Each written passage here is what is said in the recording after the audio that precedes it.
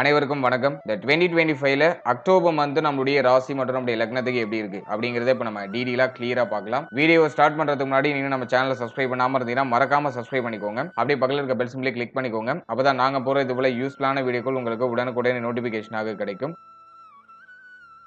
இப்போது 5வது ராசியா வரக்கூடியது சிம்மம். சிம்மத்துக்கு இந்த அக்டோபர் மந்த் எப்படி இருக்கு அப்படிங்கறத பாக்குறதுக்கு முன்னாடி இந்த அக்டோபர் மாதத்துல பிளானட்டரி பொசிஷன்லாம் எப்படி இருக்கு, கிரகங்கள்லாம் எந்தெந்த இடங்கள்ல டிராவல் பண்ணிட்டு இருக்கு அப்படிங்கறத ஃபர்ஸ்ட் டீடைலா நம்ம பார்த்துடலாம். முதலாவதா நம்முடைய ஜென்மஸ்தானத்துல சுக்கிரன் கேது காம்பினேஷன் வருது. சுக்கிரன் ஒரு பற்றுள்ள கிரகம், ஆசைப்படக்கூடிய கிரகம். கேது பற்றில்லாத கிரகம், எதுக்குமே ஆசைப்படாத கிரகம், ஆன்மீக கிரகம். சோ இந்த ரெண்டு கிரகமும் இணையிறது ஒரு மாதிரி டிஃபரெண்டான ஒரு வைப்ரேஷனை கிரியேட் பண்ணும். அதுவும் நம்மளுடைய தலைபாகத்துல இருக்கு, அதுவும் ஜென்மஸ்தானத்துல இருக்கு. அதனால இது சிம்மத்துக்கு ஒரு மாதிரி டிஃபரெண்டான ஒரு உணர்வை அந்த மாதத்துல கிரியேட் பண்ணும். அது உங்களுக்கு நான் அடுத்ததை எக்ஸ்பிளைன் பண்றேன். அடுத்து சூரியன் புதன் காம்பினேஷன் மாதத்தோட பிகினிங்ல இருக்கும். அதுல புதன் உச்சமா இருப்பாரு. உச்சமாயி அஸ்தமனம் ஆயிருக்கிற அஸ்தமன தோஷம் புதனுக்கு இல்ல. புதன் எங்க இருந்தாலும் ஸ்கோர் பண்ணிடுவாரு. அதனால அதை நம்ம மைனஸா எடுத்துக்க வேண்டாம். சூரியன் புதன் நினைவு புதனாதித்ய யோகம் மாதத்தோட பிகினிங்ல இருக்கு. அடுத்து செவ்வாய் நம்முடைய ராசிக்கு 3ஆம் இடத்துல தானபல அமைப்புல டிராவல் ஆயிட்டு இருக்காரு. செவ்வாயுடைய பலம் பரிபூர்ணமா இருக்கு. செவ்வாய் துணை காரகத்துவங்களை அருமையான முறையில அந்த மாதத்துல கொடுத்துருவாரு. அடுத்து நம்முடைய ராசிக்கு 7ஆம் இடத்துல ராகு, கண்டக ராகு. அது அவ்வளவா ஃபேவர் இல்ல. குரு பார்வையில் இருக்கிறதுனால அது பெருசா மைனஸ் பண்ணிடாது. அடுத்தது சனி பகவான் நம்முடைய ராசிக்கு 8ஆம் இடத்துல வக்ரத்துல டிராவல் பண்றாரு. அதுவும் மேஜரா ட்ரபிள் இல்ல. சிம்மத்துக்கு அதுவும் ஃபேவரா தான் இருக்கு. அடுத்தது குரு 11ஆம் இடத்துல 5 8க்குரிய ஒரு கிரகம் 11ஆம் இடத்துல. இந்த மாதத்துல மிக முக்கியமான ஒரு மாற்றம் இருக்கு. அதாவது 18ஆம் தேதி குரு அதிசார பயிற்சி பண்றாரு. அதிசாரமா பயிற்சியாகி நம்மளுடைய ராசிக்கு 11ஆம் இடத்துல இருந்து 12ஆம் இடத்துக்கு டிரான்சிட் ஆகி உச்சமாகிறாரு. இது ஒரு முக்கியமான ஒரு பயிற்சியா நான் பாக்குறேன். அடுத்த இந்த மாதத்துல கிரகங்களுடைய இடப்பெயர்ச்சியை பொறுத்த வரைக்கும் புதன் கரெக்டா 2ஆம் தேதி தன்னுடைய உச்ச நிலையிலிருந்து நம்முடைய ராசிக்கு 3ஆம் இடத்துக்கு டிரான்ஸ்ஃபர் ஆகி செவ்வாயோட காம்பினேஷன் ஆயிடுறாரு. அதனை தொடர்ந்து பார்த்தோம்னா கரெக்டா 8ஆம் தேதி சுக்கிரன் நம்முடைய ராசியில இருந்து நம்முடைய ராசிக்கு 2ஆம் இடத்துக்கு டிரான்ஸ்ஃபர் ஆகி நீச்சம் ஆகிறாரு. இதை நான் ஒரு குற்றமான அமைப்பா பாக்குறேன். சுக்கிரன் நீச்சம் ஆகிற மாதம். அடுத்தது பார்த்தோம்னா கரெக்டா 17ஆம் தேதி சூரிய பகவான் நம்முடைய ராசிக்கு 2ஆம் இடத்துல இருந்து 3ஆம் இடத்துக்கு டிரான்ஸ்ஃபர் ஆகி நீச்சம் ஆகிறாரு. ராசிநாதனும் நீச்சம் இந்த மாதத்துடைய செகண்ட் ஹாஃப்ல. அதுவும் ஒரு முக்கியமான விஷயமா இருக்கு. அடுத்தது நம்ம பாக்குறது 27ஆம் தேதி செவ்வாய் நம்முடைய ராசிக்கு 3ஆம் இடத்துல 4ஆம் இடத்துக்கு டிரான்ஸ்ஃபர் ஆகி ஆட்சி ஆகிறாரு. அதனை தொடர்ந்து 24ஆம் தேதியே புதன் பகவான் நம்முடைய ராசிக்கு 3ஆம் இடத்துல 4ஆம் இடத்துக்கு டிரான்ஸ்ஃபர் ஆகிறாரு. மேலும் செவ்வாய் புதன் காம்பினேஷன், அதுல செவ்வாய் ஆட்சியா இருப்பாரு. இதுதான் இந்த அக்டோபர் மந்த்துக்கான பிளானட்டரி பொசிஷன். இப்போ இந்த அக்டோபர் மாத ராசி பலன்களை நம்ம டீடைலா பார்க்கலாம். முதலாவது அந்த மாதத்தை பொறுத்த வரைக்கும் சுக்கிரன் நீச்சம், நம்முடைய ராசிநாதன் நீச்சம். செகண்ட் ஹாஃப் டோட்டலா எல்லாமே வீக் ஆகிற அமைப்பு வருது. குருவும் 12க்கு வராரு. அஷ்டமாதிபதி 12க்கு வருது. விபரீத ராஜயோகமாக இருந்தாலும் உச்சமாகிறது குற்றம். எனவே இந்த அக்டோபர் மந்த்தை பொறுத்த வரைக்கும் ஃபர்ஸ்ட் ஹாஃப் ஓரளவுக்கு ஆவரேஜா நகர்ந்துரும். ஃபர்ஸ்ட் ஹாஃப்ல மேஜரா எந்த ட்ரபிளும் இருக்காது. ஃபர்ஸ்ட் ஹாஃப் பொறுத்த வரைக்கும் கிரகங்கள் ஆல்மோஸ்ட் ஃபேவரா இருக்கு. ஆனா குழப்பத்தன்மை அதிகமா இருக்கு. சுக்கிரன் கேது காம்பினேஷன் இது பார்த்தோன்னா குழப்பத்தை அதிகப்படுத்தும். பிகினிங்லேயே பார்த்தோன்னா எதை சூஸ் பண்றதுங்கிறதுல குழப்பத்தன்மை வரும். சிம்மத்துக்கு மென்டலி கொஞ்சம் பிரஷர் அதிகரிக்கும். போன மாதத்தோட இந்த மாதம் கொஞ்சம் எக்ஸ்ட்ராவா இருக்கும். அதே மாதிரி இந்த மாதத்தை பொறுத்த வரைக்கும் உங்களை முழுக்க ஆன்மீக ஈடுபடுத்திக்கிறது ரொம்ப ரொம்ப நல்லது. போன மாதத்தை விட இந்த மாதம் ரொம்ப முக்கியமான ஒரு தருணம். உங்களை ஆன்மீகம் அல்லது தியானம், யோகா இது சார்ந்த விஷயங்களை அதிகமா ஈடுபடுத்திக்கோங்க. இது உங்களுக்கு பாசிட்டிவான ரிசல்ட் கொடுக்கும். இந்த மாதத்துல கண்டிப்பா உங்களுக்கு மெடிடேஷன்லாம் தேவை. அல்ல எதையும் ஓவரா திங்க் பண்ணி குழப்பிக்காம உங்களை நீங்க தயார்படுத்திக்கோங்க. எல்லாத்துக்கும் மெடிடேஷன் பண்ணி உங்க மைண்டை கொஞ்சம் ஃப்ரெஷ்ஷப்பா வச்சுக்கோங்க. அதுல எல்லாம் கொஞ்சம் அதிகமா நீங்க ஈடுபடுறது நல்லது. இஷ்ட தெய்வ வழிபாடு அதிகமா பண்றது நல்லது. அடுத்தது இந்த மாதத்துல ஃபர்ஸ்ட் ஹாஃப் கூட ஆவரேஜா நகருது. செகண்ட் ஹாஃப்ல எல்லாம் முக்கியமான மாற்றங்கள், முக்கியமான முடிவுகள் எதுவும் எடுக்காம இருக்கிறது நல்லது. அவசரப்பட்டு எந்த சேஞ்சஸ் இந்த மாதத்துல பண்ண வேண்டாம். என்ன ஃபீல்டுல இருந்தாலும் சரி, நீங்க எஜுகேஷன் ரிலேட்டடா இருந்தாலும் சரி, அல்லது ஏதாச்சும் நீங்க ஒர்க்கிங் பீப்புளா இருந்தாலும் சரி, பிசினஸ் மேனா இருந்தாலும் சரி, மாதத்துல மேஜரான எந்த ஒரு சேஞ்சஸும் பண்ணாம இருக்கிறத ஜஸ்ட் மூவ் ஆன் பண்ணுங்க. அதுதான் அந்த மாதத்துல உங்களுக்கு பெஸ்டா இருக்கும். ஏன்னா ராசிநாதன் நீச்சம் ஆகுறாரு. 3ஆம் இடத்துல நீச்சம். குரு பார்வையில இருக்காரு. ஆனா அந்த குருவும் பார்த்தோம்னா 18ஆம் தேதி நமக்கு அதிசாரமா பயிற்சியாகி 12ஆம் இடத்துல உச்சமாகிறாரு. எனவே அதுவும் கொஞ்சம் வீக் தான். எனவே இந்த மாதத்தை பொறுத்த வரைக்கும் உணர்ச்சி வசப்பட்டு ஒரு விஷயத்தை நான் சேஞ்ச் பண்றேன், நல்லா யோசிச்சுட்டேன், ரொம்ப நாள் யோசிச்சுட்டேன், இப்போ நான் அந்த சேஞ்சஸ்க்கு நான் ரெடி பண்றேன் அப்படின்னு சொல்லிட்டு எந்த மாற்றமும் இந்த மாதத்துல பண்ண வேண்டாம். ஜஸ்ட் இருக்கிறத ஜஸ்ட் மூவ் ஆன் பண்ணுங்க. அதுக்கு தான் இந்த மாதம் உங்களுக்கு ஃபேவரா இருக்கு. அடுத்த இந்த மாதத்தை பொறுத்த வரைக்கும் சுக்கிரன் கரெக்டா 8ஆம் தேதி 2ஆம் இடத்துல நீச்சம் ஆயிடுவாரு. குடும்ப வாழ்க்கை, பொருளாதாரம் சம்பந்தப்பட்ட விஷயம், அதே போல உங்களுடைய பேச்சு வார்த்தை சம்பந்தப்பட்ட விஷயம், இதுல எல்லாம் நீங்க கொஞ்சம் கவனமா இருக்கணும். இந்த நேரத்துல யாருக்கும் வாக்கு கொடுக்க கூடாது. இதை நான் பண்றேன், இதை நான் பண்ணி தரேன் அப்படின்னு சொல்லிட்டு யாருக்கும் வாக்கு கொடுக்க கூடாது. அதுலயும் நீங்க கொஞ்சம் கேர்ஃபுல்லா இருக்கணும். அடுத்து 4ஆம் அதிபதி பிளஸ் 9ஆம் அதிபதி நீச்சம். சோ இந்த அமைப்பை பொறுத்த வரைக்கும் தாயாருடைய உடல் ஆரோக்கியம், தாயார் சம்பந்தப்பட்ட விஷயத்துல கொஞ்சம் கவனமா இருக்கணும். தாயாரோட ஏதாச்சும் கருத்து போராட்டங்கள்லாம் ஏற்படுறதுக்கு வாய்ப்பு இருக்கு. அடுத்தது வந்து தந்தை சம்பந்தப்பட்ட விஷயம், தந்தை வழி உறவுகள் சம்பந்தப்பட்ட விஷயம், தந்தையுடைய உடல் ஆரோக்கியம் சார்ந்த விஷயம், இதுலயும் நீங்க கொஞ்சம் கேர்ஃபுல்லா இருந்துக்கணும். அதுவும் இந்த மாதத்துல கொஞ்சம் வீக்கா இருக்கு. அடுத்தது இந்த அக்டோபர் மந்த்தை பொறுத்த வரைக்கும் உங்களுடைய உடல் ஆரோக்கியத்துல கொஞ்சம் தனிப்பட்ட அக்கறை எடுத்துக்கணும். ஏன்னா ஹெல்த் இந்த மாதத்துல கொஞ்சம் வீக் ஆகிறதுக்கு வாய்ப்பு இருக்கு. காரணம் என்னன்னா ராசிநாதனே நீச்சமாகிறாரு. அது வந்து உடல் ஆரோக்கியம் சார்ந்த ஒரு சில இடர்பாடுகளை இன்டிமேஷன் பண்ணுது. அதனால இந்த அக்டோபர் மந்த்ல ஹெல்த்ல கொஞ்சம் அக்கறை தனியா எடுத்துக்கோங்க. அது ஒரு முக்கியமான விஷயம். குறிப்பா கண் சம்பந்தப்பட்ட விஷயம், தலை சம்பந்தப்பட்ட விஷயம், அதே போல அந்த முதுகு பகுதி, தோள்பட்டை சம்பந்தப்பட்ட விஷயம், கழுத்து பகுதி சார்ந்த விஷயம், இதுல எல்லாம் ஏதாச்சும் ஒரு சில இடர்பாடுகள் அல்லது வலிகள் ஏதாச்சும் ஏற்படலாம். அதுல நீங்க கொஞ்சம் எக்ஸ்ட்ராவா கேரிங் எடுத்துக்கணும். 1 and 7ல ராகு கேது இருக்கிறதுனால வயிறு சம்பந்தப்பட்ட விஷயம், செரிமானம் சம்பந்தப்பட்ட விஷயம், உங்களுடைய உணவு முறை, நீங்க சாப்பிடுற உணவு, அதுல எல்லாம் நீங்க கொஞ்சம் கவனமா இருக்கணும். வெளியிடங்கள்ல அதிகமா சாப்பிடுறதெல்லாம் அவாய்ட் பண்ணிக்கோங்க. ஹெல்த் வந்து இந்த நேரத்துல கொஞ்சம் முக்கியமா நீங்க பராமரிக்க வேண்டிய ஒரு விஷயமா இருக்கு. சோ அதுல நீங்க கொஞ்சம் அக்கறை எடுத்துக்கணும்.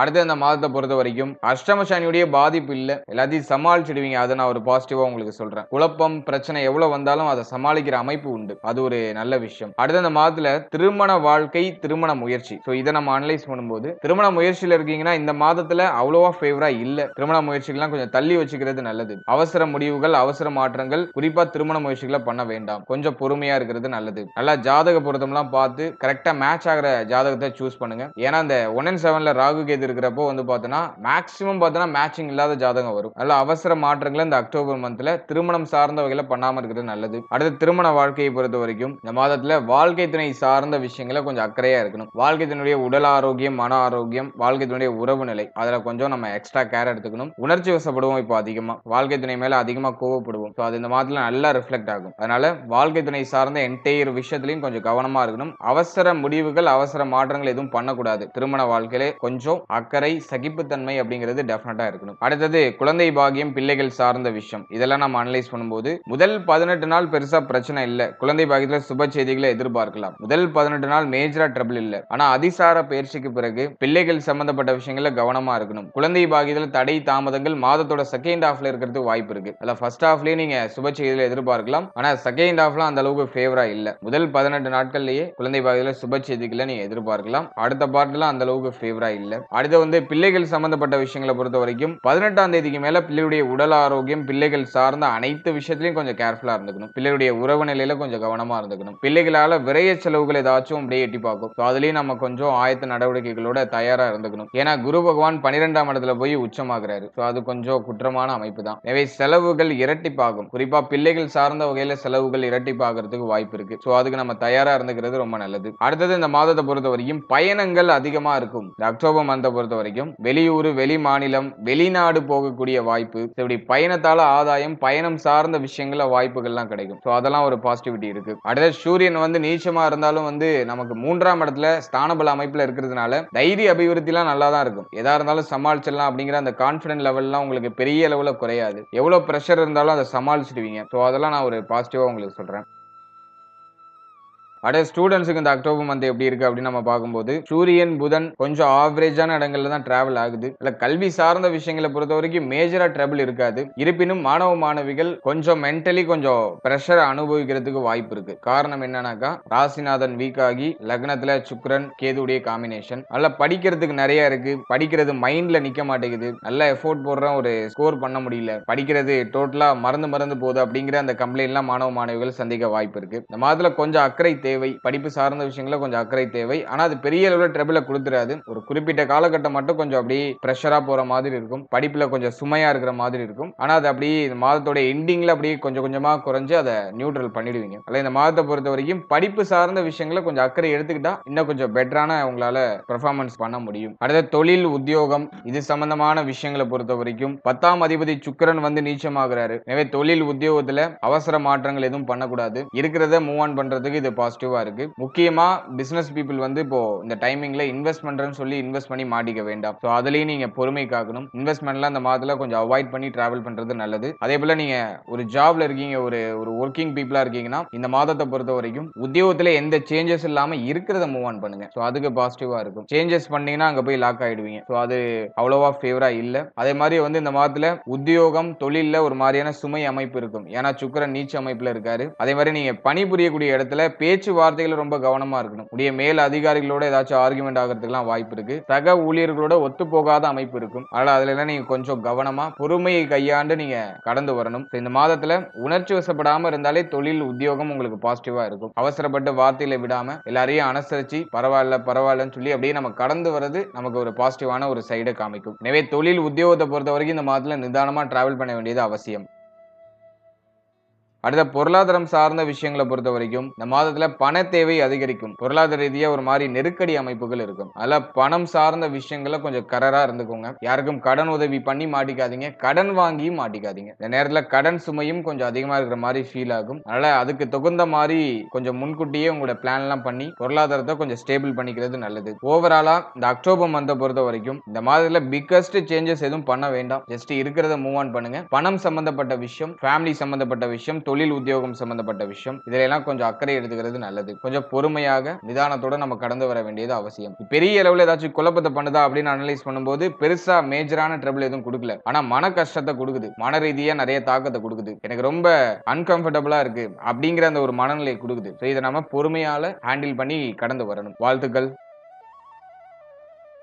இப்போ நீங்க இது வரைக்கும் பார்த்த அந்த பொது பலன்கள் அப்படிங்கிறது ஒரு கோச்சார பலன்கள் தான். இது உங்களுடைய ஜனனகால ஜாதகத்துல நடக்கக்கூடிய தசா புக்தி அந்தரம் பிளஸ் உங்களுடைய ஜனனகால ஜாதகத்துல இருக்கக்கூடிய அந்த பிளானட்டரி போர்ஷன், இதை பொறுத்து ஒரு சில ஏற்றத்தாழ்வுகளை சந்திக்கும். எனவே 100% பிரிடிக்ஷன் எடுக்கிறதுக்கு உங்களுடைய ஜனனகால ஜாதகத்தை ஆய்வு பண்றது நல்லது. உங்களுக்கு இப்போ என்ன தசா புக்தி நடந்துட்டு இருக்கு, அது யோக தசையா அவயோக தசையா? யோக தசையா இருந்துச்சுன்னா அந்த 7.5 சனி பிளஸ் வந்து இந்த நெகட்டிவான இன்ஃபுளுன்ஸ் பண்ணக்கூடிய இந்த கோச்சார கிரகங்களுடைய பாதிப்பு உங்களுக்கு பெரிய அளவுல இருக்காது. அதுவே அவயோக தசையா இருந்துச்சுன்னா அந்த கோச்சாரத்துல சொல்லப்பட்டிருக்க அந்த நெகட்டிவான இன்ஃப்ளூயன்ஸ் உங்களுக்கு அதிகமா இருக்கும். இதுதான் பாயிண்ட். அதனால உங்களுக்கு நடக்கிறது யோக தசையா அவயோக தசையா, இந்த கோச்சாரம் உங்களுக்கு எவ்வளவு பர்சன்டேஜ் வந்து உங்களுக்கு இம்பாக்ட் பண்ணும் அப்படிங்கறத உடைய தசாபுக்தி அந்தரம் பிளஸ் உங்களுடைய ஜாதகத்துல சனி எந்த இடத்துல போஷன் ஆயிருக்காரு பிளஸ் வந்து மற்ற கிரகங்கள்ல எந்தெந்த இடங்கள்ல போஷன் ஆயிருக்கு அதை பொறுத்து ஒரு சில ஏற்றத்தாழ்வுகளை சந்திக்கும். எனவே உங்க ஜனனகால ஜாதகத்தை கொஞ்சம் அண்டர்ஸ்டாண்ட் பண்ணிட்டு இந்த கோச்சாரத்தை நீங்க எடுத்து சூப்பர் கம்போஸ் பண்ணும்போது உங்களுக்கு ஒரு தெளிவு, இன்னும் கொஞ்சம் அதிகமான புரிதல் அப்படிங்கிறது கிடைக்கும். எனவே உங்களுடைய ஜனனகால ஜாதகத்தை உங்களுடைய குடும்ப ஜோதிடத்தை கொடுத்து